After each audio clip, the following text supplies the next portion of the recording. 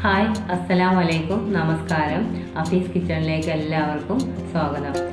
എല്ലാവർക്കും എൻ്റെ ഓണാശംസകൾ. ഓണം സ്പെഷ്യലായിട്ടുള്ളൊരു സ്പെഷ്യൽ പായസമാണ് ഞാൻ ഉണ്ടാക്കാൻ പോകുന്നത്. സോയാബീൻ കൊണ്ടാണ് പായസം ഉണ്ടാക്കാൻ പോകുന്നത്.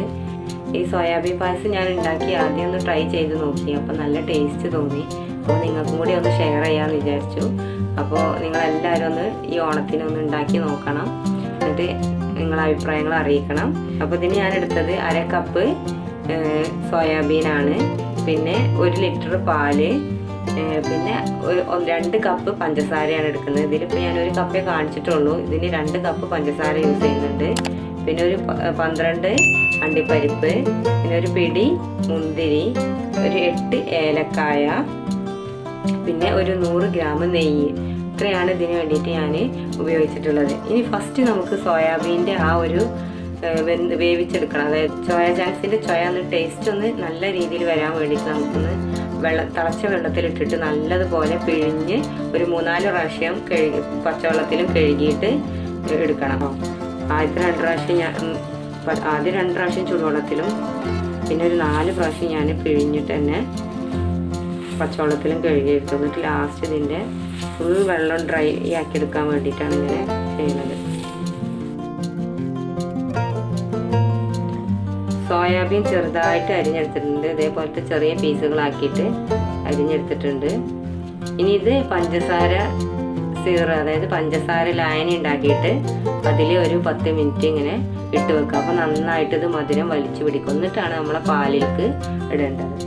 1/4 കപ്പ് വെള്ളമാണിത്. ഇതിലേക്ക് ഈ 1/4 കപ്പ് പഞ്ചസാര ഇട്ട് കൊടുത്തിട്ട്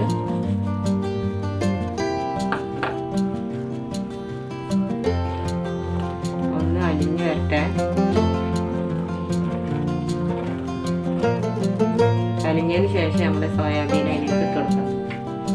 ഈ നന്നായി പഞ്ചസാര ലായനി ഇതിലൊക്കെ പിടിച്ച് വറ്റി വന്നിട്ടുണ്ട്.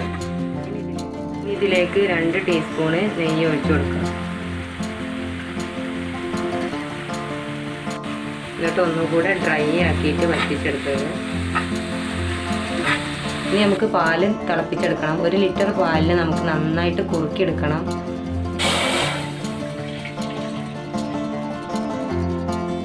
പാലൊന്ന് ചൂടായി തുടങ്ങിയിട്ടുണ്ട്. ഈ സമയത്ത് നമുക്ക് കുറച്ച് പഞ്ചസാര, ഇതിന് ഒരു 1/4 കപ്പ് നമുക്കിപ്പോൾ ഇട്ട് കൊടുക്കാം.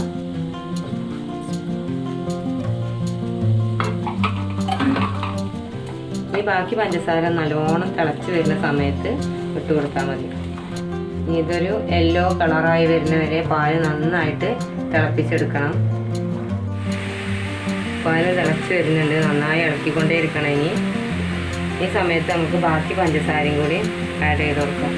പാല് നന്നായി തിളച്ച് വരുന്നുണ്ട്, ചെറിയ യെല്ലോ കളറായിട്ടുണ്ട് ഇപ്പോൾ.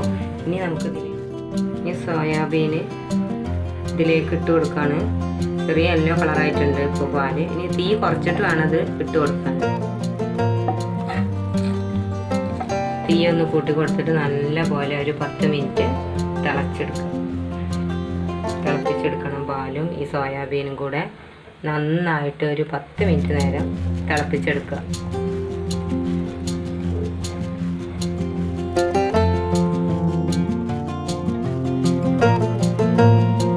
പാലും സോയാബീനും നന്നായി തിളച്ച് വരുന്നുണ്ട്.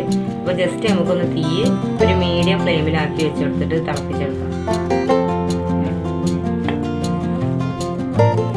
ഇടയ്ക്കിടയ്ക്ക് ഇതൊന്ന് ജസ്റ്റ് ഒന്ന് ഇളക്കി കൊടുക്കണം.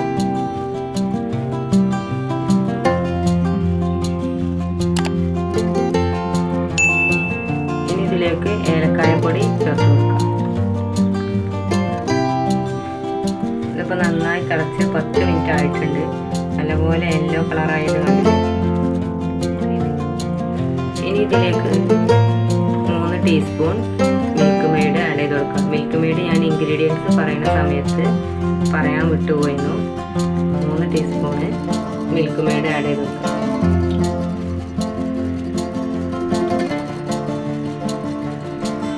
മിൽക്ക് മെയ്ഡ് ചേർത്ത് ഒരു മിനിറ്റ് തിളച്ചതിന് ശേഷം ഇത് ഓഫ് ചെയ്യാം. 2 ടേബിൾ സ്പൂണ് നെയ്യ് വെച്ചിട്ട് അണ്ടിപ്പരിപ്പ് മുന്തിരി നെയ്യ് വറുത്ത് പോകാം.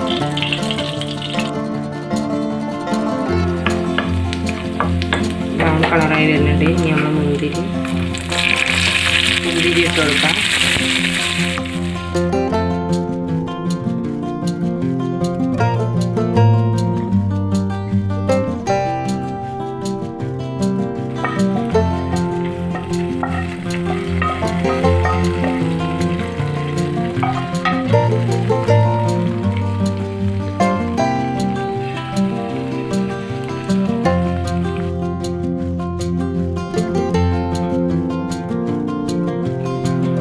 നമ്മുടെ ഓണം സ്പെഷ്യൽ സോയാബീൻ പായസം ഇവിടെ റെഡി ആയിട്ടുണ്ട്. ഇത് വളരെ ടേസ്റ്റ് ഉണ്ട്. ഇത് പെട്ടെന്നൊന്നും സോയാബീനാന്ന് മനസ്സിലാവില്ല. ഈ ഓണത്തിന് നിങ്ങളെല്ലാവരും ഈ ഒരു സ്പെഷ്യൽ പായസം ഉണ്ടാക്കി നോക്കണം. ഈ വീഡിയോ നിങ്ങൾക്ക് ഇഷ്ടപ്പെട്ടെങ്കിൽ ലൈക്ക് ചെയ്യുക. അതേപോലെ തന്നെ നിങ്ങളുടെ ഫ്രണ്ട്സിനും റിലേറ്റീവ്സിനും ഒക്കെ ഷെയർ ചെയ്ത് കൊടുക്കുക. ഇത് ഉണ്ടാക്കി നോക്കിയിട്ട് നിങ്ങളെല്ലാവരുടെ അഭിപ്രായങ്ങളും എന്നെ അറിയിക്കണം. എൻ്റെ ചാനൽ ഇതുവരെ സബ്സ്ക്രൈബ് ചെയ്യാതെയാണ് നിങ്ങൾ കാണുന്നതെങ്കിൽ സബ്സ്ക്രൈബ് ചെയ്യണം. ഇനി അടുത്തൊരു നല്ല റെസിപ്പിയുമായി വീണ്ടും വരാം. അപ്പോൾ എല്ലാവർക്കും ഹാപ്പി ഓണം.